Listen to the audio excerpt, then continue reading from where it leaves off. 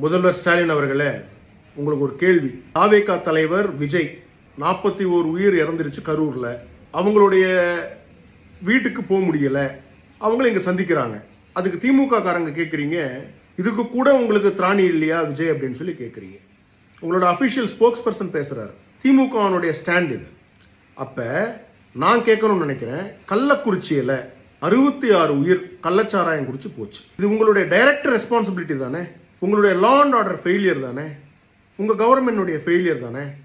இதுக்கு நீங்க போனீங்களா? நீங்க போனீங்களா சார்? நீங்க இல்ல அவங்க குடும்பத்தையாவது கூப்பிட்டு பேசுனீங்களா சார்? 10 லட்சம் ரூபாய் தூக்கி கொடுத்தீங்கல்ல, அப்ப ஏதோ உங்க சைடு தவறு இருக்குன்னு தானே பண்றீங்க. அப்ப நீங்க போனீங்களாங்க? நடிகர் விஜய் அந்த குடும்பத்தில் இருக்கிறவங்களை கூப்பிட்டு, அவர் தவறு இல்லை அப்படின்னா கூட அவர் கூப்பிட்டு அவர் இருக்கிற இடத்துல சந்திச்சு அவங்களுக்கு கல்வியில இருந்து, மருத்துவத்தில் இருந்து, கல்யாணத்துல இருந்து எல்லாமே நான் பண்ணி கொடுக்குறேன், உங்க வீட்டில் ஒரு பிள்ளையா இருக்கேன் அப்படின்றாரு. இந்த இதை நீங்க அட்லீஸ்ட் அந்த குடும்பங்களுக்கு 66 குடும்பங்களுக்கு நீங்க இப்ப சொன்னீங்களா? சொல்லல. உறுதுணையா நின்னீங்களா? நிக்கல. திமுக ரொம்ப கேவலமான ஓட்டு அரசியல் எல்லா விஷயத்திலும் செய்ய வேண்டியது. கரூர் சம்பவம் விஜய்க்கு இது எப்படியாவது அவர் தலையை சுத்தணும் அப்படின்ட்டு நைட்டோட நைட்டா போனீங்க நீங்க அங்க விஜய் கரூருக்கு. போலீஸை வச்சு மிரட்டினீங்க, என்னென்னமோ பண்ணீங்க. ஏன் சார் ஒரு நடிகரை பார்த்து இவ்வளவு பயப்படுறீங்க?